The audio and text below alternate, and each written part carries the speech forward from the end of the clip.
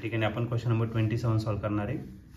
A circle of least confusion refers to which one of the following defect occurring in image formed by mirror or lenses. तर circle of least confusion तर कोणत्या डिफेक्टसाठी use केलं जातं, image जेव्हा form होणार आहे मिररचा use करून किंवा लेन्सचा यूज करून. तर हा क्वेश्चन 2021ला आलेला होता. याचे 4 ऑप्शनपैकी पहिले जे ऑप्शन आहे ए ते आहे डिस्टॉर्शन, बी आहे कॉमा, सी ऑप्शन आहे एस्टिमेटिझम, डी ऑप्शन आहे स्फेरिकल ॲब्रेशन.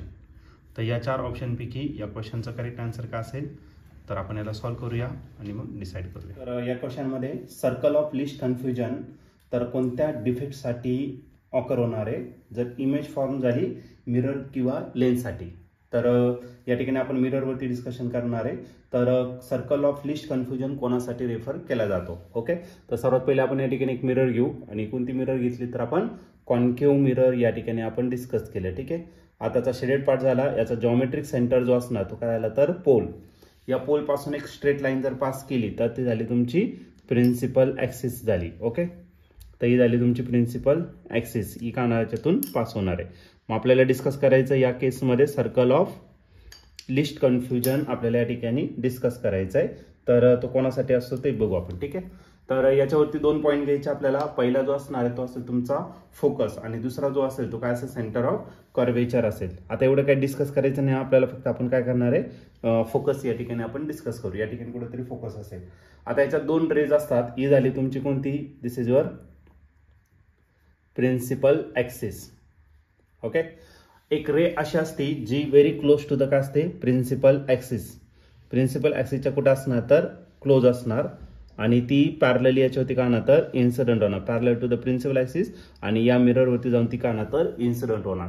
आणि जेव्हा ही रिफ्लेक्ट होणार तर रिफ्लेक्ट झाल्यानंतर जितक्या अँगलने ती इन्सिडेंट होणार तेवढ्या अँगलने ती का ना तर रिफ्लेक्ट पण होणार आणि रिफ्लेक्ट झाल्यानंतर ती या प्रिन्सिपल ॲक्सिसला कुठेतरी जाऊन काय येणार तर टच करेल.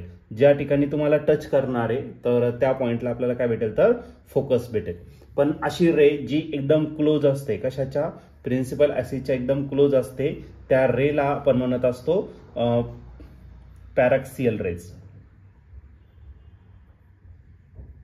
Okay, the rays which are close to the principal axis that is called as paraxial rays.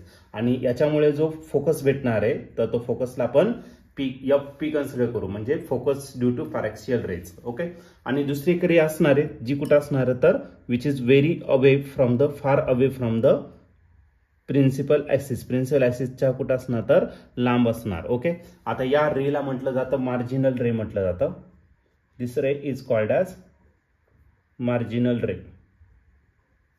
Okay, आणि मार्जिनल रे जेव्हा इन्सिडेंट होणार आहे जी अवे असणार आहे कशाच्या प्रिन्सिपल ॲक्सिसच्या, आणि जेव्हा ती रिफ्लेक्ट होणार आहे तर रिफ्लेक्ट झाल्यानंतर ती कुठं तर प्रिन्सिपल ॲक्सिसला कुठे तर जाऊन का ना तर इंटरसेक्ट होणार. ज्या ठिकाणी ती इंटरसेक्ट होणार त्या ठिकाणी आपल्याला काय भेटेल तर फोकस भेटेल. आणि हा जो फोकस आहे तो कोणाचा भेटणार तर आपल्याला मार्जिनल रेचा. मग त्याला आपण FM ने रिप्रेझेंट करू. जसं आपण खालच्या साईडला या रेज काढलेल्या आहेत तसंच आपण वरच्या साईडला जसं काढलंय तसंच आपण खालच्या साईडला पण घेणार. मग ही झाली कोणती तर तुमची पॅरॅक्सियल रेज या ठिकाणी इन्सिडेंट होणार आणि जेव्हा ती रिफ्लेक्ट होणार आहे तर ती का ना तर या फोकसमधून या ठिकाणी पास होणार. ओके, आणि नेक्स्ट जी आहे ती कोणती घेतली तर आपण मार्जिनल रे. आणि ज्यावेळेस ती पास होणार आहे तर ती पास झाल्यानंतर ती का ना तर या फोकसमधून पास होणार आहे. मार्जिनल रेचा फोकस आपण या ठिकाणी FM ने रिप्रेझेंट केला. ओके, तर या ठिकाणी जर बघितलं तर या ठिकाणी तुमची इमेज ॲक्च्युली फॉर्म होणार आहे. ओके, आणि फॉर्म झाल्यानंतर या ठिकाणी काय होतं सर्कल अशी तयार होणार आहे. मग या ठिकाणी असे छोटे छोटे म्हणजे ही इमेज जी आहे ते या फॉर्ममध्ये तयार होणार आहे. मग या ठिकाणी असा सर्कल जर घेतला तर या सर्कलची जी डायमीटर आहे सगळ्यात जास्त आहे. मग या ठिकाणी आपल्याला सगळ्यात कमी कन्फ्युजन असणार आहे. त्याच्यामुळे हा जो मोठा सर्कल आहे ग्रेट सर्कल, त्या सर्कललाच काय म्हटलं जातं सर्कल ऑफ लिस्ट कन्फ्युजन म्हटलं जातं. मग ही जे सर्कल ऑफ लिस्ट कन्फ्युजन आहे तर हे यूज केलं जातं कशामध्ये तर स्पेरिकल ॲब्रेशन मध्ये. या ठिकाणी म्हणजे लेन्स म्हणा किंवा मिरर याच्या स्पेरिकल शेपमुळे. ओके, कॉन्केव्ह किंवा कॉन्व्हेक्स शेपमुळे आपल्याला काय भेटत असतात डिफेक्ट भेटत असतात. म्हणून हा जो सर्कल ऑफ लिस्ट कन्फ्युजन आहे हा कशासाठी यूज केला जातो तर स्पेरिकल ॲबरेशनसाठी या ठिकाणी काय केला जातो यूज केला जातो. मग हा डिफेक्ट स्पेरिकल ॲब्रेशनसाठी असणार. आणि या ठिकाणी ऑप्शन जर बघितलं तुम्ही तर ऑप्शन नंबर डी जो आहे तो या ठिकाणी आपला करेक्टली मॅच होतोय. मग circle of least confusion is refer to the spherical aberration, spherical डिफेक्टसाठी तो यूज केला जातो.